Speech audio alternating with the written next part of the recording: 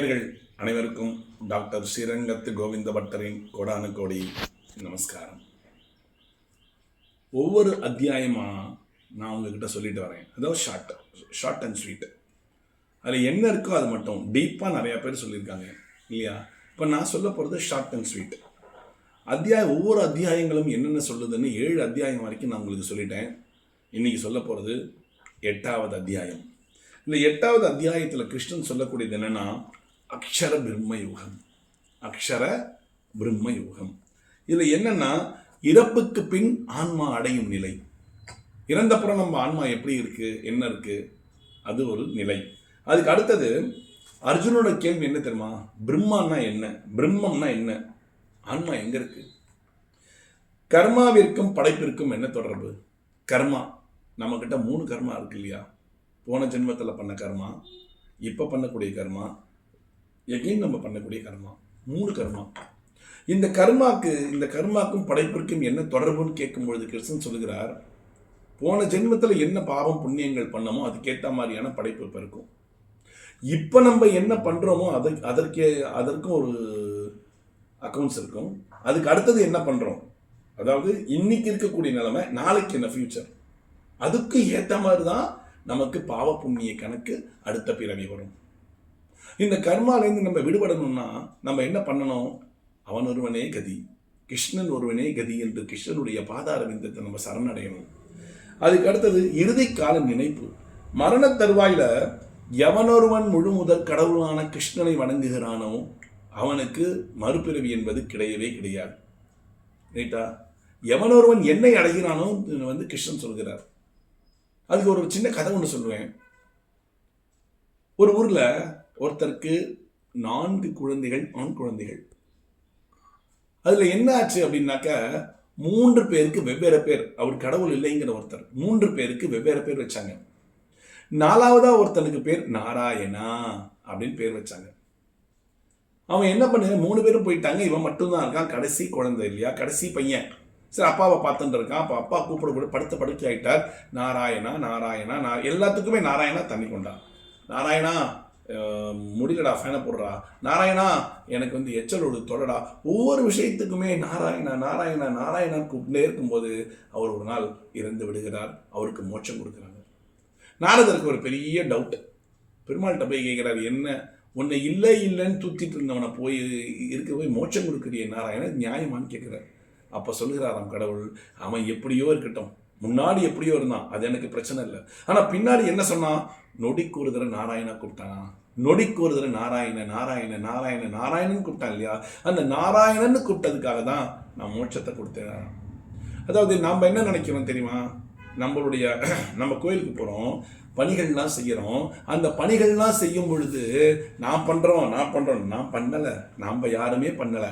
போன ஜென்ம புண்ணியத்தினால தான், போன ஜென்ம பாவ புண்ணியத்தில் பாவம் ஜாஸ்தியாக இருக்கிறதுனால இந்த ஜென்மத்தில் கோவில்களில் உழவார பணி செய்து நீங்கள் ஆன்மா பெருமாளை அடையிறது அப்படின்னு எழுதி வச்சதுனால மட்டும்தான் அவங்க கோவிலில் போய் உழவார பணிகளோ கோவிலில் கைங்கரியமோ செய்ய முடியும், இல்லாட்டி செய்ய முடியாது. அப்ப அதுக்கு அடுத்தது என்ன சொல்றாரு தெரியுமா கிருஷ்ணன்? மறுபிறப்பு நிலை. என்னை அடைந்த மகா ஆன்மாக்களுக்கு துன்பம் நிறைந்த இந்த பிறவிலிருந்து மீண்டு இன்பம் நிறைந்த சொர்க்கத்தை கொடுப்பேன். யாரை நினைக்கணும்? கிருஷ்ணன் நினைக்கணும். சதா சர்வகாலமும் கிருஷ்ணாதான், சதா சர்வகாலமும் அவன் ஒருவனே தெய்வம்னு பகவத்கீதையில் கிருஷ்ணன் சொல்கிறார். எப்படி நம்ம, அதாவது இதில் என்ன சொல்லுவோம் தெரியுமா? சரணாகதி தத்துவங்கள் தான் நம்ம சொல்லுவோம்.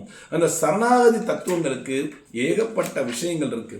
அப்போ சரணம் என்ற ஒன்றை நம்ம அடைஞ்சிட்டோம்னா நமக்கு என்ன கிடைக்கும் தெரியுமா? மறுபிறவி கிடைக்காது.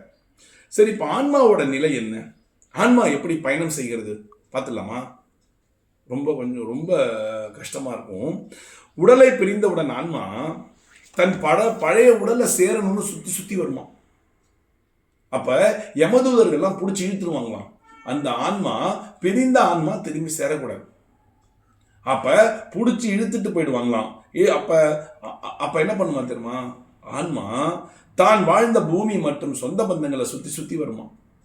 தான் வாழ்ந்த பூமி சொந்த பந்தங்களை சுற்றி வரும், சில நாட்கள் சுற்றி வரும் அப்படிங்கிற ஒரு ஐதீகம். இறந்த ஆன்மா யமலோகத்தை அடைய எத்தனை வருஷம் ஆகும் தெரியுமா? 1 வருடம். ஒரு வருடங்கள் அந்த ஆன்மாவுக்கான காரியங்களை செய்யறோம். அந்த ஒரு வருடம் பித்ருலோகத்தை அடைய ஒரு வருடம் ஆகிறதுனால நம்ம வீட்டில் எந்த விதமான ஃபங்க்ஷனும் பண்ண மாட்டோம். அதனாலதான் ஃபங்க்ஷன் பண்ணக்கூடாது. ஏன்? அந்த ஆன்மா பித்ருலோகத்தை அடைவதற்காக நம்ம என்னென்ன பிரார்த்தனைகள் பண்ணணுமோ அத்தனை பிரார்த்தனைகளை நம்ம வீட்டில் பண்ணுவோம். அதனாலதான் சொல்லுவா, இறந்தவர்கள் வீட்டில் விளக்கேற்ற மாட்டார்கள், இறந்தவங்க வீட்டில் கோலம் போட மாட்டார்கள். ஆனா காரியம் முடிஞ்ச அப்புறம் இறந்தவர்களுக்காக வேண்டி விளக்கேற்ற வேண்டும். பெருமாளுக்கு ஒரு விளக்கு, ஒரே ஒரு விளக்கு. இறந்த ஆன்மாவானது, அந்த ஆன்மா இறந்த உடலை விட்டு பிரிந்த ஆன்மா பித்ருலோகத்தில் போய் சேரணும், ஒரு வருஷம் சேரணுங்கிறதுக்காக நம்ம பண்ணக்கூடியதான் அது. அந்த ஒரு வருஷம் நம்ம என்ன பண்ணுவோம் தெரியுமா? பல பேர் வீட்டுகளில் என்ன செய்வார்கள் என்றால், மாசம் அவங்க இறந்து போன தேதியில் தபசம் கொடுப்பாங்க. ஏன்னா ஆன்மாக்களுக்கு பசி பசி பசின்னு எடுக்கணும். அந்த பசியை போக்குறதுக்காக தான் எள்ளும் தண்ணியும் தெளிச்சா அந்த தண்ணி ஆன்மாவை சென்றடைங்கிற ஒரு ஐதீகம் இருக்கு. அதனாலதான் அமாவாசைக்கு என்ன பண்றோம்? எள்ளுல பண்றோம். தர்ப்பணம் எள்ளு, இறந்தவர்களுக்கு எள்ளு, உயிரோடு இருக்கிறவர்களுக்கு நெல்லு. இதுதான் வித்தியாசம். அப்ப அந்த ஆன்மாங்கிறது என்ன அப்படின்னா நம்மளோட பழகி இருக்குல்ல. அதனால அந்த 10 நாளைக்கு அந்த ஆன்மா அங்கேயே சுத்துமா, அழறதெல்லாம் பார்க்குமா, நமக்காக யார் அழறா, நமக்குன்னு யார் இருக்கா அப்படிலாம் அந்த ஆன்மா பார்த்துட்டு கொஞ்சம் கொஞ்சமாக மேலே போகிறதுக்கெல்லாம் தவிக்கும். நாம் செய்யக்கூடிய தண்ணி தான் அந்த ஆன்மாவை அப்படியே மேலே கொண்டு போய் சேர்க்கும், பித்ருலோகத்தில் கொண்டு போய் சேர்க்கும். இந்த தவசம்னு ஒன்று பண்ணுறோம் இல்லையா, அந்த ஆன்மா நிலையற்றது, ஆன்மாவுக்கு சொந்த பந்தங்கள் கிடையாது. இருந்தாலும் அந்த தண்ணி சேர்க்கும் பொழுது பித்ருலோகத்தில் இருக்கிறவர் சொல்லுவாராம், உனக்கு உங்கள் ஆற்றுல தவசம் பண்ணுறா, உங்க வீட்டில் தவசம் பண்றா. அந்த ஆன்மா ஆடாவோ மாடாவோ என்ன வேணாலும் இருந்தா அது பித்ருலோகத்தில் இருக்கிற தலைவருக்கு தெரியும். ஆனா இந்த விஷயத்துல பித்ரு தோஷம் இருக்குன்னு சொல்றது தவறு. ஏன்னா பித்ரு தோஷங்கள் நம்ம படைச்ச நாம பெத்த அப்பாவோ, நம்மளை பெத்த அப்பாவோ அம்மாவோ இல்ல தாத்தாவோ பாட்டியோ நாம் வீணா போகணும் என்று யாரும் சாபமிட மாட்டார்கள். அதனால பித்ரு தோஷம் இருக்கு, நீ அங்க போய் பண்ணு இங்க போய் பண்ணுங்கிறதுலாம் வேண்டாம். அப்படி உங்களுக்கு இருந்ததுன்னா நீங்க அழகா உங்க ஆத்துல மாடு வரும் இல்லையா, அதுக்கு கொடுங்கோ, நல்லா சாதம் வடிச்சு ஆற வச்சு வெள்ளத்தை போட்டு கலந்து கொடுங்கோ, பித்ரு தோஷம் போயிடும். அப்படி உங்ககிட்ட சொன்னான்னா அதை தவிர இன்னும் நிறைய விஷயங்கள் இருக்கு, அடுத்தடுத்த வீடியோவில் சொல்றேன். பித்ரு தோஷத்தை ஈஸியா போக்குறதுக்கான வழிகள்லாம் நிறைய இருக்கு, அந்த விஷயத்தையும் நான் சொல்றேன். அடுத்த அத்தியாயம் நம்ம பார்க்கறது 9வது அத்தியாயம். அந்த அத்தியாயம் அடுத்த வீடியோவில் பார்க்கலாம்.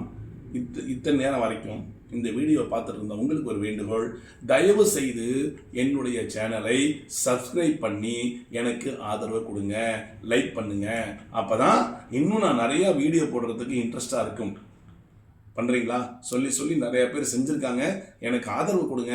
இன்னும் நிறைய உங்ககிட்ட பேசுறேன், சின்ன சின்ன விஷயங்களை அழகா பேசுறேன். மீண்டும் அடுத்த பதிவில் நான் உங்களை சந்திக்கிறேன். டாக்டர் ஸ்ரீரங்கத்து கோவிந்த பட்டரின் கோடானு கோடி நன்றிகள்.